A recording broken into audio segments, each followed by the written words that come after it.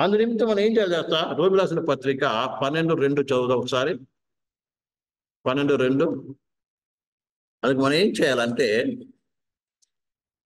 మీరు ఈ లోక మర్యాదను అనుసరింపక ఉత్తమమును అనుకూలమును సంపూర్ణమై ఉన్న దేవుని చిత్తమేదో పరీక్షించి తెలుసుకున్నట్లు మీ మనస్సు మారి నూతన మగట రూపాంతరము పొందుడి. ప్రియులారా, అంతరంగ పురుషుడు నూతన పరచబడే కాకుండా ఇక్కడ ఇంకొకటి కూడా చెప్తున్నాడు, మన మనస్సు మారి నూతన పరచబడాలంట. ఎందుకు? అప్పుడే దేవుని చిత్తాన్ని నువ్వు తెలుసుకోగలవు. మనస్సు మారి నూతన పరచబడ్డం అంటే ఏంటిది? పాత మనసు వెళ్ళిపోవాలి నువ్వులో. చాలా మందికి దేవుని చిత్తం తెలుసుకోవటంలో ప్రియమైన బిడ్డలారా కన్ఫ్యూజన్ ఉంటుంది. ఎందుకు దేవుని చిత్తం ఇది అని నిర్ణయం తీసుకోలేకపోతారు తెలుసా? అర్థమైందండి? నంబర్ 1 ఏం చేస్తా? అర్థమవుతుందండి? వారిలో శరీర సంబంధమైన కోరికలు, అంటే ఇంకా సరి అయిన మారు మనసు పొందకపోవటం. అర్థమైందా? అంటే బాయిగా మాటంటే కనబడుతున్నారు కానీ ఇంకా వారి యొక్క అంతరంగంలో సొంత ఆశలు, సొంత కోరికలు, సొంత ప్లాన్ నెరవేర్చుకోవాలి ఉంటుంది వారిలో.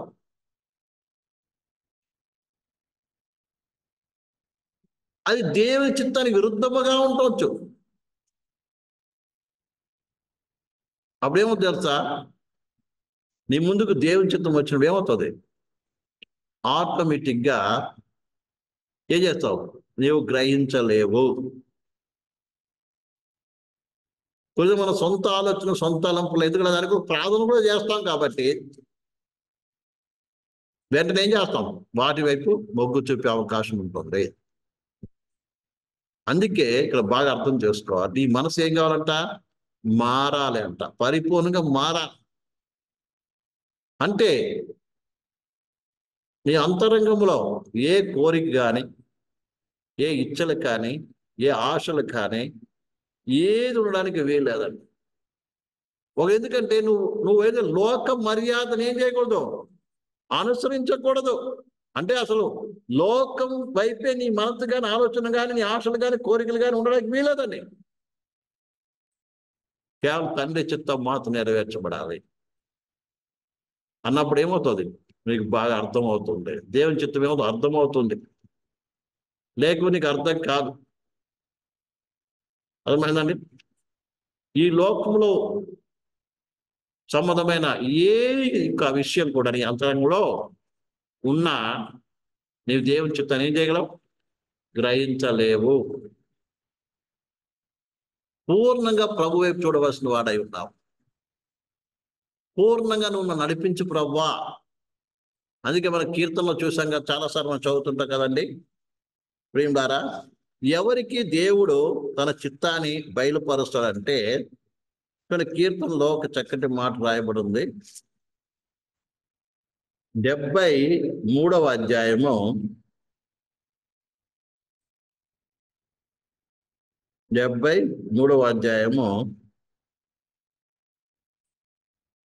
23 చదువుదాం.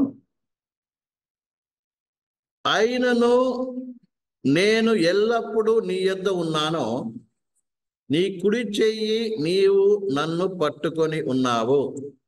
అయినను నేను ఎల్లప్పుడూ నీ యొద్ద ఉన్నాను, నా కుడి చెయ్యి నీవు పట్టుకొని ఉన్నావు.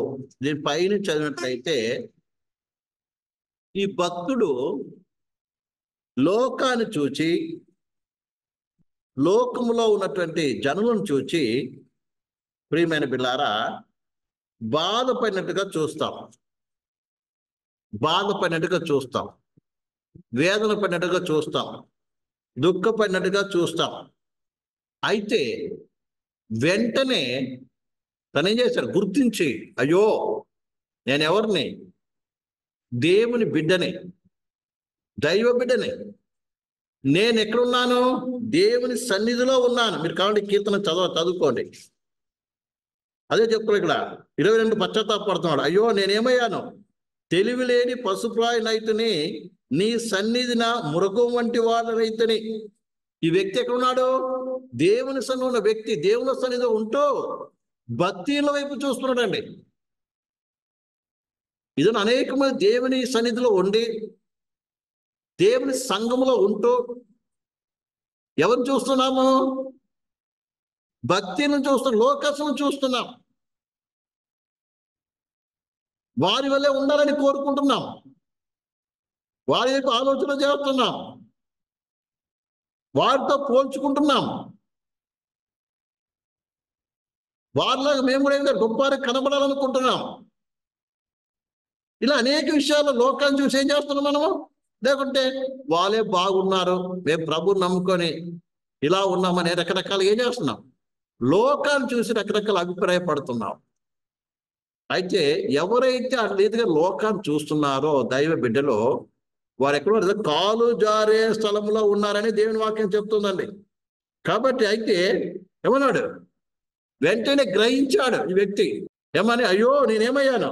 పశుప్రాయునైతిని. అంటే పశువు వంటి స్వభావం వచ్చింది నాకు. అయ్యో ఎంత! పశువు ఏం చేస్తుందంటే ప్రియులారా, పచ్చగా ఒకవేళ పొలం కనబడితే వెంటనే అందులో వెళ్ళిపోతుంది. ఒకవేళ ఇంకా పొలం యజమాని వచ్చి కొట్టి తరిమేసి ఆకులకు పోయాడు అనుకోండి, మళ్ళీ ఆ పచ్చదనం చూసి మళ్ళీ అక్కడికే పోతుంటుంది. అర్థమైందండి? మనం కూడా అనేక సార్లు వెళ్ళకూడదు అనుకుంటాం, మళ్ళీ అక్కడికి వెళ్తాం. వేరే దేవుని హెచ్చరిక రాగానే అయ్యో తప్పైపోయింది అనుకుంటే మళ్ళీ పశ్చాత్తాపడతాం, మళ్ళీ వస్తాం. మళ్ళీ అటు కనపడగానే మళ్ళీ అటు పోతాం. ఈ స్వభావం ఏంటి తెలుసా? పశుప్రాయ స్వభావం. పశువు వంటి స్వభావం అనమాట. అంటే పశువుల బుద్ధి. అర్థమైందండి? పశువు బుద్ధి విషయం బాగా అర్థమైంది. ఇక్కడ అదే కీర్తన, నేనెవరి? పశుప్రాయునైతిని. అయితే అంటున్నాడు, నేను తెలివిలేని పశువునైతిని, నీ సన్నిధిలో మృగం వంటి వాడినైతిని, ఆయన నేను ఎల్లప్పుడూ నీ యొద్ద ఉన్నాను, నా కుడి చెయ్యి నీవు పట్టుకొని ఉన్నావు. ఇక ఒక సంగతి బాగా అర్థం చేసుకోవాలి. ఈ భక్తునికి చెయ్యి ఆయన పట్టుకున్నాడు. ఆయన చెయ్యి పట్టుకోలేదండి, ఈయన చెయ్యి పట్టుకున్నాడు. ఇందులో ఒక విషయాన్ని బాగా గ్రహించవలసింది, పరిశీలన చేసుకోవాల్సింది ఏంటి తెలుస్తా ప్రియమైన పిల్లారా? నీవు ఆయన పట్టుకున్నావా, ఆయన నీ చేతి పట్టుకున్నాడా? అంటే దాని అర్థం ఏంటిది? నీవు సంపూర్ణముగా ఆయన చిత్తానికి అప్పగించావా లేదా? నీవు ఆయన పట్టుకోవడం అంటే ఏం తెలుసా? ఏదో అవసరం ఉన్నప్పుడు ఆయన అడగటం అంతే. మనం ఆయన చేయి పట్టుకోవడం అంటే ఎప్పుడు వదిలేస్తాం మనకే తెలియదు. అయితే ఆయనకి నీ చేయి అప్పగిస్తే ఆయన పట్టుకుని నడిపిస్తాడు. అంటే దాని అర్థం సంపూర్ణంగా ఆయన చిత్తానికి అప్పగించుకోవాలి. నా జీవితంలో నీవు మాత్రం 100% నెరవేర్చి తీరాలి ప్రభా. అవును, విరిగి నలిగిన మనస్సు ఆయనకి అప్పచెప్పుకోవాలని చిత్తానికి. రెండోది, ప్రభా నీ చిత్తం మాత్రం మరొక నెరవేర్చబడక వీల్లేదు. ఏమైనా సరే నీ చిత్తం మాత్రం నెరవేర్చాలి నా జీవితంలో కాదు, నా కుటుంబం పట్ల, నా పిల్లల పట్ల కూడా నీ చిత్తం మాత్రమే నెరవేర్చబడాలి ప్రభా. నేను ఏం చేయాలి? మనము ప్రార్థించాలి. పుట్టి కాదండి, పశ్చాత్తాపం కన్నీటితో ఏడ్చి. సమర్పణ అంటే ఏంటిదండి? విరిగి నలిగిన మనసుతో ప్రభుకి నిజంగా అర్పణ చేయటం. ఆ అర్పణ దేవుడు అంగీకరించినప్పుడు ఏం చేస్తాడు? ఆయన ఈ చేయి పడుగు. నిజంగా ఈ నా బిడ్డ, ఈ నా కుమారుడు, నా కుమార్తె నిజంగా తన చెయ్యి నేను పట్టుకొని నడిపించాలని కోరుకుంటుంది, నిజంగానే ఆమె నా చిత్త ప్రకారం నడవాలని కోరుకుంటున్నాడు అని ఏం చేస్తుంది ప్రేమ ద్వారా? ఒప్పుకున్నప్పుడు ప్రేమ ఏం చేస్తాడు? అప్పుడు ఏం చేస్తాడు ప్రేమ ద్వారా? అప్పుడు పట్టుకుంటాడు, అప్పుడు నడిపిస్తాడు. అందుకని ప్రేమ ద్వారా ఆయన కుడి చేయి పట్టుకున్నాడు. నీ ఆలోచన నన్ను నడిపించదవు. అప్పుడు ఆయన నీకు ఆలోచన చెప్తాడు. అర్థమైందా? అప్పుడు ఆయన నీకేం చెప్తాడు? ఆలోచన చెప్తాడు. అప్పుడు దేవుడు నీతో మాట్లాడతాడు. ఇదిగో ఇలా నడవాలి అని ఏం చేస్తాడు దేవుడు? బోధిస్తాడు, పరిశుద్ధాత్మ దేవుడికి బోధిస్తాడు. అప్పుడు ఆలోచన చేయవు, నీ సొంత ఆలోచన చేయవు. నేను ఆల్రెడీ అనేకసార్లు ముందు చెప్పానండి. ఏలియాను కరువు వచ్చి ఏం చేశాడు? యోర్దాను ఎదురుగున్న కేరీతు వాగు దగ్గరికి వెళ్ళమన్నాడు. యోర్దాన్ ఏమో పెద్ద నది, ఆల్రెడీ 3 కరువు వస్తుంది ఈయనే చెప్పాడు. అయితే యోర్దాన్ దగ్గర ఉండమన్నా లెక్క ప్రకారం లోకరీతిగా అయితే ఏం చేయాలి? యోర్దాన్ దగ్గర ఉండాలి. కానీ దేవుడు ఏం చెప్పాడు? కేరీతు దగ్గరికి వెళ్ళమన్నాడు. రెండో మాటలు ఎక్కడికి వెళ్ళి కేరీతు దగ్గరికి వెళ్ళాడు. అలాగే నువ్వు ఏం చేస్తావు? ఎక్కడికి వెళ్ళమంటే అక్కడికి వెళ్తావు. మోషేకి దారి తెలియక గాదు ఇశ్రాయేలు నడిపించింది. మోషేకి సకలము తెలుసు, కానీ దేవుని ఆత్మ నడిపించే రీతిగా నడిపాడు. తీసుకొచ్చి ఎక్కడ చేశాడు? ఎర్ర సముద్రం మధ్య నిలబెట్టాడు. ముందు ఎర్ర సముద్రం, వెనక ఏం చేయాలి? ఫరో సైన్యం. ప్రేమారా, ఆ రీతిగా నడిచేవారు ఆయనకు కావాలి. అర్థమవుతుందండి? ఆ రీతిగా నడిచేవాడు కావాలి. అందుకే ఒక చక్కటి ఒక భక్తులు అనేక చెప్పిన విషయం బైబిల్ కూడా రాయబడి ఉంది. ఒక గుడ్డివాడు లాగా ఉండాలి అంతే దేవుని దగ్గర. గుడ్డివాడు ఏం చేస్తాడు? కర్ర అప్పు చెప్తాడు. అర్థమైందా? కర్ర పెట్టుకుని ఏం చేస్తాడు? ఒక వ్యక్తి ముందుకి తీసుకుని వెళ్తాడు. అలాగా దేవా నువ్వు నడిపించు. నేనెవరిని? గుడ్డివానికి దేని చూడను, లోకాలను చూడను, ఎవరిని చూడను, నా పక్క వాళ్ళని చూడను, ఎదురు వాళ్ళని చూడను, ఇంకెవరిని చూడను. నువ్వు నన్ను నడిపించు.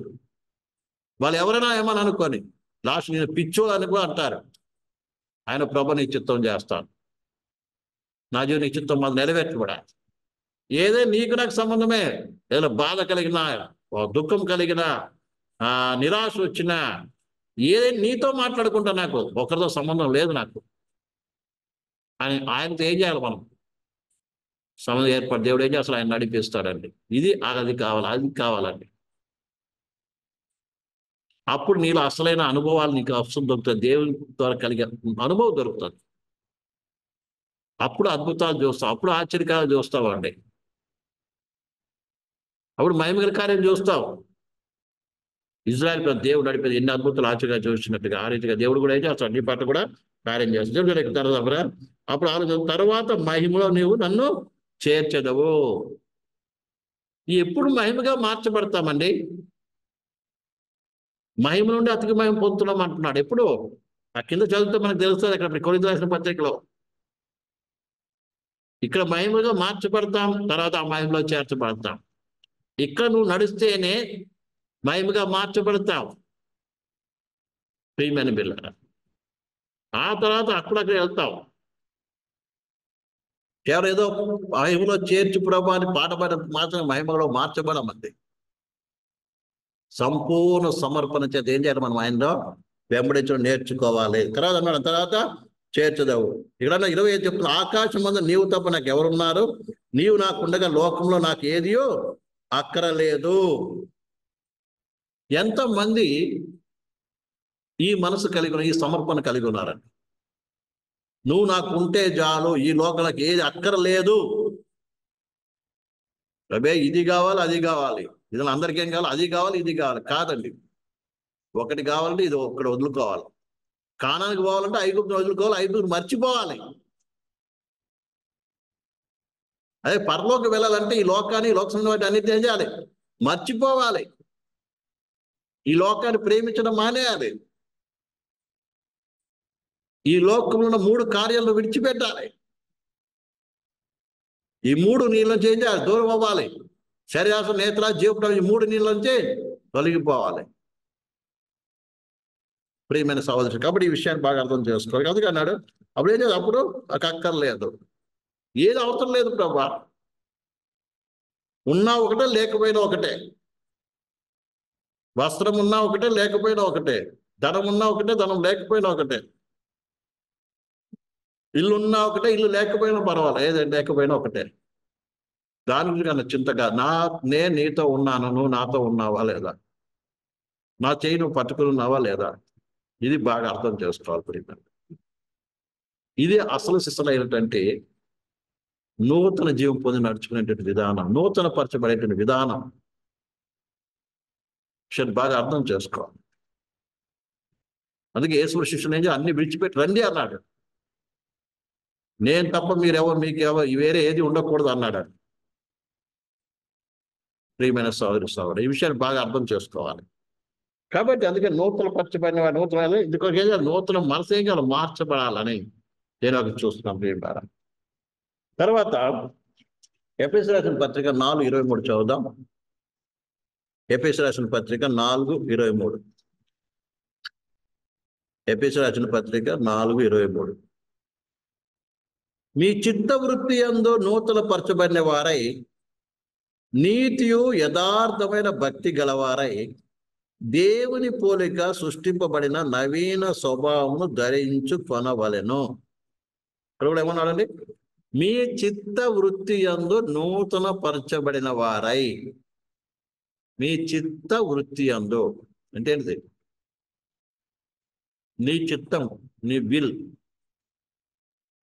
నీ సొంత ఇష్టం ఏం కావాలంట? నూతన పరచబడాలంట. నీ ఇష్టాన్ని ఏం చేయాలి? నువ్వు వదులుకోవాలి. నీ ఇష్టాన్ని మార్చుకోవాలి. ప్రియులారా, నిజం ప్రియులారా, మన మనసులో మన ఇష్టాలు, ఎందుకంటే మనకంటూ కొన్ని ఉంటాయి. అది మనకు తప్ప ఎవరికి తెలియదు. దాన్ని వదులుకోవడానికి ఏం చేయాలి? మనం ఇష్టపడము. దాని అహం అని కూడా అంటాం కదా. దాన్ని ఎవరైనా ముట్టుకున్నారు అనుకో, ఇక మనం ఎక్కలేని కోపం, ఎక్కలేనటువంటి ఇది బాధ, ఎక్కలేనటువంటి పరిస్థితి వచ్చేస్తుంది. దాని నూతన పరచబడి అంట నీతియో. నీతి అంటే ఏంటిదండి? నీతి అంటే ఏంటిది? అందరికీ మేలు జరిగించేటువంటి స్వభావము, అందరికి మంచి చేసే స్వభావము, తన గురించి చూసుకోకుండా ఇతరులు చూసేటువంటి స్వభావము. తర్వాత యథార్థమైన భక్తి. యథార్థమైన భక్తి కావాలి, వేషధారణ భక్తి కాదు. మనం అనేక సార్లు వినేదొకటి, చేసేదొకటి, చెప్పేదొకటి, చేసేదొకటి, బయటికి కనబడేది ఒకటి, కనబడేది ఒకటి, దేవుడు చెప్పింది ఒకటి, మనం చేసేది ఒక రీతిగా ఉంటుంది. ఇదంతా కూడా ఏంటిది? వేషధారణ కిందికి వస్తున్నాడు. దేవుని కాదు యథార్థమైన, అందుకనే ఆయన యథార్థముగా ఆరాధించేవారు ఆయన కావాలంట. యథార్థముగా ఆరాధించేవారు కావాలి. కాబట్టి యథార్థంగా జీవించే జీవితం కావాలండి. అనేకములు మనం తప్పు చేసినా కూడా దాన్ని కప్పిపెట్టేస్తాం. తెలిస్తే ఏమనుకుంటారో, ఒకళ్ళు ఎవరైనా చూసి చెప్పినా కూడా మనకేమవుతుంది? అవమానం అయిపోతుంది. మనకి అవమానం ఫీల్ అయిపోతాం. తప్పు చేస్తాము, ఆ తప్పు ఎవరైనా చెప్పేశారు అనుకోండి, ఎక్కలేని కోపం, బాధ వచ్చేస్తుంది. అంటే ఏం చేస్తావు? నీ తప్పును ఏం చేయాలనుకున్నా? కప్పిపుచ్చుకోవాలనుకుంటున్నావు. సరే, మంచి, నేను చెప్పలేకపోయినా ఇంకొకరు చెప్పారు కదా, అవును ఆ పాపం చేశాను, నిజమే నేను తప్పు చేశాను అని ఒప్పుకోం. మనం కోపం వచ్చేస్తుంది. దాని అందరూ అవమానపరిచారు అనుకుంటాం. మనమే ఏమవుతాం? అవమానంగా ఏమవుతాం? ఫీల్ అయిపోతూ ఉంటాం. ప్రియ సాల్వ్ చేస్తుంట. దావీదు చూడండి, ఎప్పుడైతే గ్రహించాడో తాను తప్పు చేశానని, తాను పాపం చేశాడని గ్రహించాడో, ఆ పాపాన్ని కీర్తన మరి రాసి ఇజ్రాయెల్ పిల్లలకి ఇచ్చేశాడు. పాడండి, నేను చేసిన పాపం, నేను పాపం చేశాను, దేవునికి విరోధంగా పాపం చేశాను, అందుకే శిక్ష పడుతుంది అని ఆ శిక్షను ఏం చేశాడు? అంగీకరించాడు. అదే తను తాను ఏం చేశాడు? ఒప్పుకున్నాడు, దేవుని చేత శిక్షింపబడ్డాడు. అలాగే తాను కూడా ఏం చేస్తాడు? అందరికి చెప్పాలి, నేను చేసిన పాపం, అవును నేను చేసిన పాపమే, బాహాటంగా ఒప్పుకున్నాడు. దీన్ని ఎంతోమంది మన పాపాన్ని బాహాటంగా ఒప్పుకోవడానికి ఇష్టపడతారు చెప్పండి? ఒక తప్పు చేశావు, ఫలానా తప్పు చేశానని బాగా ధైర్యంగా ఎంతమంది చెప్పుకోగలరు సంఘం ముందు? ప్రియమైన సోదరి బాగా అర్థం చేసుకోవాలి. అందుకని యథార్థమైన భక్తిని దేవుడు కోరు. కాబట్టి యథార్థమైన భక్తి గలవారై దేవుని పోలిక సృష్టింపబడిన నవీన స్వభావం ధరించుకుని. ఏంటి దేవుని పోలిక అంటే తెలుసా అండి? దేవుని పోలిక ఏంటిది చెప్పండి? నీతి, యథార్థమైన భక్తి. ఇదే నా అసలు పోలిక. ఆ పోలికలు మార్చబడాలి. దేవుడు ఆదాము ఆ పోలికలో చేశాడు. వారి దగ్గర దాచిపెట్టుకు ఏమీ లేదండి. అందుకే దిగంబరిగా ఉన్నప్పటికీ వాళ్ళు సిగ్గుపడలేదు. అర్థమైందా? ఎందుకంటే వాళ్ళు దాచిపెట్టుకు ఏమీ లేదు. దేవుడు చెప్పినట్టుగా నడుచుకుంటారు అంతే. ఎప్పుడు సిగ్గు అయింది, ఎప్పుడు భయం వచ్చింది, ఎప్పుడు వేషం వేసుకున్నారు? దేవుడు వద్దన పని చేసినప్పుడు, దేవుని ఆజ్ఞ మీరినప్పుడే కదా. దాని యథార్థంగా ఉన్నారు, నిష్కపటమైన జీవితం కలిగి ఉన్నారు, పసిపిల్లలాగా ఉన్నారండి. ఇద్దరు మనం పరిచయం చేయాలి. ఎన్ని కుయుక్తులో, ఎన్ని కుట్రలో, ఎన్ని దాపరికాలో, ఎన్నెన్నో ఉన్నాయి. ఇద్దరు ఎలాంటి పరిచయం? ఒక్కరు సెల్ ఫోన్ ఒకటి తీసుకోవడానికి లేదండి. పిల్లల సెల్ ఫోన్ తల్లిదండ్రులు తీసుకోవడానికి తల్లిదండ్రుల సెల్ ఫోన్, పిల్లలు తీసుకోవడానికి భార్య సెల్ ఫోన్, భర్త తీసుకోవడానికి లేదు, భర్త సెల్ ఫోన్ భార్య తీసుకోవడానికి లేదు. ఒకవేళ మీరు అలాంటి పరిస్థితులు ఉన్నారేమో చూసుకోండి. లోకం రీతికి ఉందండి. మీలో ఎవరైనా అలా ఉన్నారేమో నాకు తెలియదు. ఇవాళ రేపు పిల్లలు ఏం చేస్తున్నారండి? సెల్ ఫోన్ ఒకళ్ళు కొనిస్తే దానికి లాక్ చేసి పెట్టుకుంటున్నారండి. తల్లిదండ్రులు ఎవరు చూడకూడదు, అదే రహస్యాలే. అంత రహస్యం ఏంటిది? వేషధారణ కాదు ఇవన్నీ. కాబట్టి ఈ విషయాన్ని ప్రతి ఒక్కరు బాగా గ్రహించవలసిన విషయం. దాని పరిస్థితి ఉన్నప్పుడు నువ్వు దేవుని స్వరూపంలో మార్చబడలేవు, నువ్వు దృష్టిగా ఉండలేవని పేమెంట్ ద్వారా. అందుకే నవీన స్వభావం ధరించుకోవాలి. నువ్వు నవీన స్వభావం ధరించుకో. ఏంటిది? ఉన్నట్టుగా జీవించడం నేర్చుకో, యథార్థంగా మాట్లాడడం నేర్చుకో, యథార్థంగా జీవించడం నేర్చుకో. అప్పుడే మనం ఏమవుతాం? అది అసలైన దైవ స్వరూపం అంటే. ఎవరు నీ గురించి పలా తప్పు చేసావు కదా అంటే, అవును చేశానని చెప్పుకో, తప్పేం లేదు. వాళ్ళే మనం వచ్చి కొట్టేది లేదు, మళ్ళీ నీరు చేసేది లేదు. దేవుడు మనకు ఇచ్చిన ఆధిక్యతను ఎవరు లాక్కునేవారు లేరు. యథార్థవంతులకు దేవుడు మేలు చేసే దేవుడు అని దేవుడు వాక్యం చెప్తుంది. ప్రియులారా, ఇంకొక వాక్యాలు చెప్పి నేను ముగిస్తాను. కొలసి రాసిన పత్రిక 3:10. కొలసి రాసిన పత్రిక 3:10. ఒకరితో ఒకడు అబద్ధమాడకుడి, ఏలయనగా ప్రాచీన స్వభావమును దాని క్రియలతో కూడా పరిత్యజించి జ్ఞానము కలుగు నిమిత్తమై దాన్ని సృష్టించిన వాని పోలిక చొప్పున నూతన పరచబడుచున్న నవీన స్వభావం ధరించుకొనుడి అన్నాడంట. ఇక్కడ దేవుడి వాక్యం చెప్తుంది ఏంటి తెలుసా? ఒకరితో ఒకడు అబద్ధమాడకుడు, ఏలైనగా ప్రాచీన స్వభావం దాని క్రియలతో కూడా మీరేమో ప్రత్యేకించి జ్ఞానము కలుగు నిమిత్తమై. ఏం కలుగు నిమిత్తమై? జ్ఞానము కలుగు నిమిత్తమై ఏం చేయాలంట? దాన్ని సృష్టించిన వాని పోలిక చెప్ప నూతన పద్ధతి నవీన స్వభావం ధరించుకోండి. ఏ జ్ఞానం అండి? ఏ జ్ఞానం పొందుకోవాలి? దైవ జ్ఞానం నీకు అవసరం. ఈలోకి రకరకాల జ్ఞానం ఉందండి. ప్రపంచం రకరకాల జ్ఞానం ఉంది. లోక జ్ఞానం ఉంది, దెయ్యపు జ్ఞానం ఉంది, ప్రకృతి జ్ఞానం ఉంది, అర్థమైందని ఇంకా అన్ని రకాల జ్ఞానం ఉంది. అవి కాదు నీకు కావాల్సింది. ఏ జ్ఞానం? ప్రియమైన పిల్లారా, దైవ జ్ఞానం కావాలి. దైవ జ్ఞానం కావాలి. నీకు దైవ జ్ఞానం ఎంత ఉంది? దేవుని గురించి నీకేం తెలుసు? ఏదో బైబిల్ చదువుతాం అంతే. అర్థమైందండి? ఏం తెలుసు మనకి? దేవుని యొక్క గుణాల గురించి నీకు తెలుసా?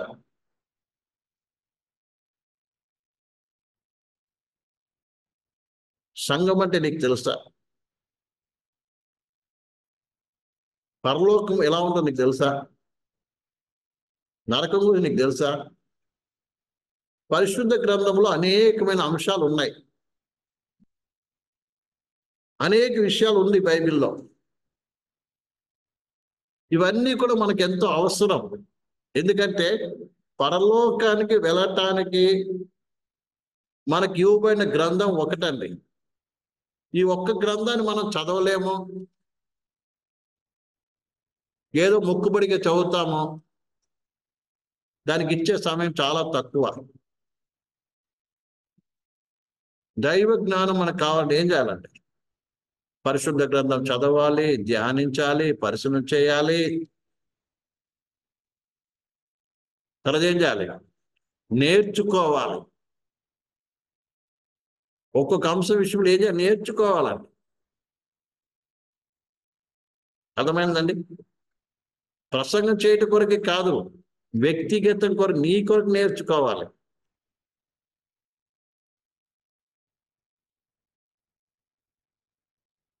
దేవుని గురించి బైబిల్ చెప్తుంది, దేవుని గురించి జ్ఞానం కొంతమందికి లేదు అని. దేవుని చిత్తం ఏంటిదని మనకు తెలియదు. దేవుని సంకల్పం అంటే ఏమిటో తెలియదు మనకి. ఇంకెన్నో విషయాలు ఉన్నాయి నేర్చుకోవాల్సిందే. ఇవేవి మనం నేర్చుకోవడానికి ఇష్టం ఉండదు, కానీ సియోనికి వెళ్ళిపోతాం అంటాం. ప్రియమైన బిడ్డలారా, సియోను గురించి తెలియదు అసలు అక్కడికి. సియోను ఎలా ఉంటుందో మనకు తెలియదు. కాబట్టి ప్రియ సహోదరి సోదరా, జ్ఞానం కావాలి. ఏ జ్ఞానం? దైవ జ్ఞానం కావాలి. దేవుని గురించిన జ్ఞానం కావాలి మనకి. అది జ్ఞానంలో ఎదగండి, జ్ఞానంలో ఎదగండి అని పదే పదే పత్రికలో పౌలు రాస్తాడు. ఆత్మసమైన జ్ఞానము, ఆత్మని వివేకము, ఇవన్నీ కావాలి ప్రియమైన బిడ్డలారా. వీటి కొరకు మనం ఏం చేస్తాం? సమయాన్ని ఇవ్వము. పరలోకి వెళ్తే ఎక్కడ ఉంటాం మనము? అవునండి, ఈ లోకరీతి ఒకసారి ఆలోచించినప్పుడు ఎక్కువ చదువుకున్న వ్యక్తి స్థానం ఎక్కడ ఉంటుంది? అలాగే చదువులేని వ్యక్తుల యొక్క జ్ఞానం తక్కువ ఉన్న వారి స్థితి ఎక్కడ ఉంటుంది? ఆలోచించాలి. నువ్వు సియోన్లో ఆయనతో కుడిపార్శ్వం కూర్చోవాలంటే, సంఘంలో ఉండాలంటే అన్ని విషయాలు ఎదగాలని దేవుని వాక్యం చెబుతుంది. నేను మంగళవారం అవే యూట్యూబ్లో ఆ విషయాలే వస్తూ ఉంటుంది ప్రేమ. ఆ స్థాయికి మనం ఎదగాలి. వారసులు ఎవరు? ఇస్సాకంట జన్మించిన వాళ్ళు ఎదుగుతున్నాడంట. ఏ విషయాలు ఎదగాలి.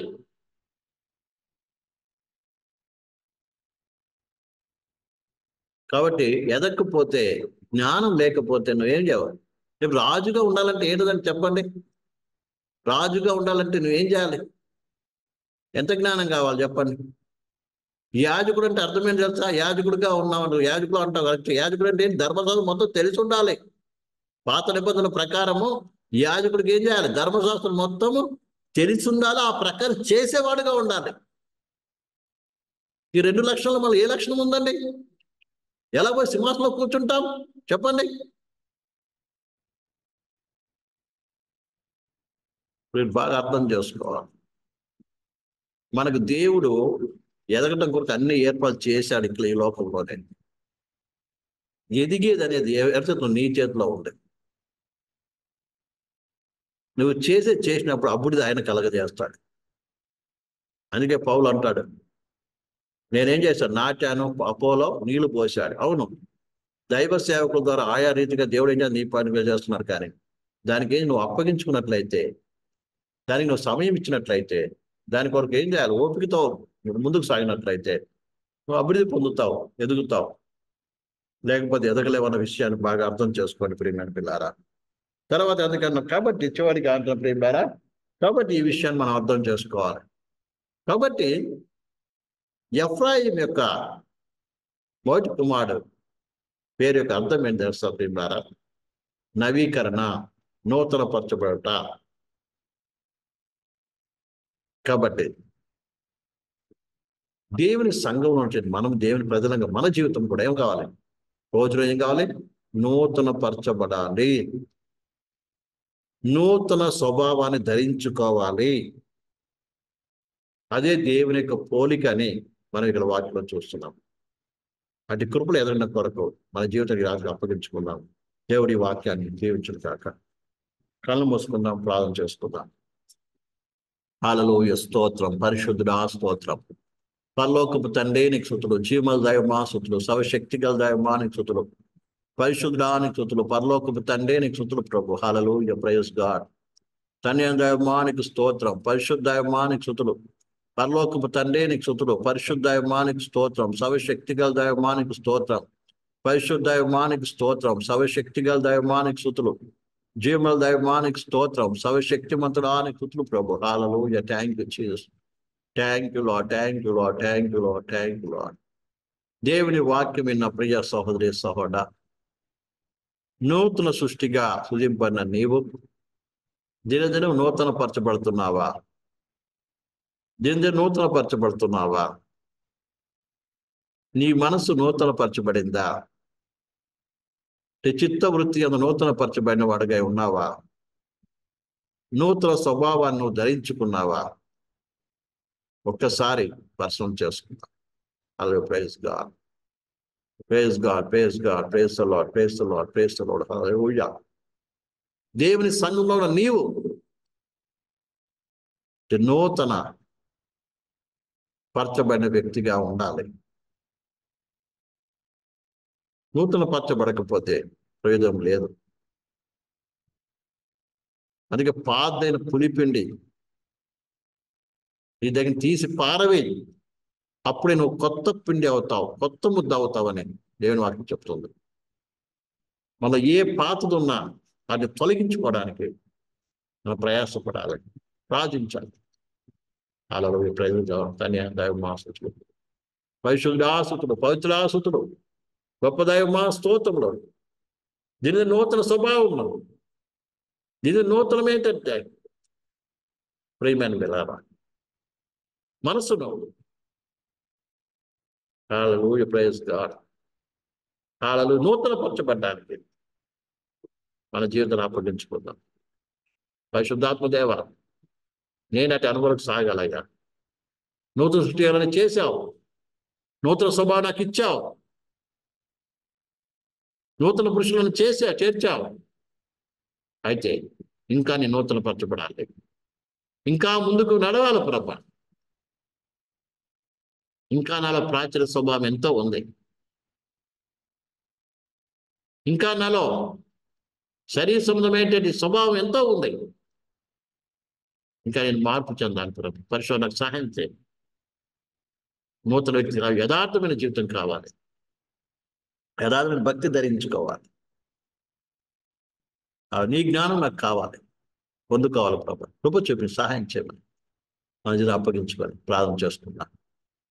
హల్లెలూయా, స్తోత్రం, స్తోత్రం, స్తోత్రం, స్తోత్రం, స్తోత్రం. పరిశుద్ధమైన తండ్రి, పరలోకపు దైవ మహజీవముల తండ్రి, ఈ రాత్రికాల సమయంలో నువ్వు ఇచ్చిన నీ మాటల్ని ప్రజలకు తెలియపరచుంటుండగా నూతన సృష్టిగా చేయబడిన మేము దినదిన నూతన పరచబట్టకు కృపదాయిచ్చాడు. నమ్మకమైన తండ్రి, నూతన నవీన స్వభావం గలవారికి నేను సేవించుటకు, నూతన స్వభావం ధరించుకోవడానికి, నీ చిత్తం పరిపూర్ణంగా తెలుసుకోవడానికి,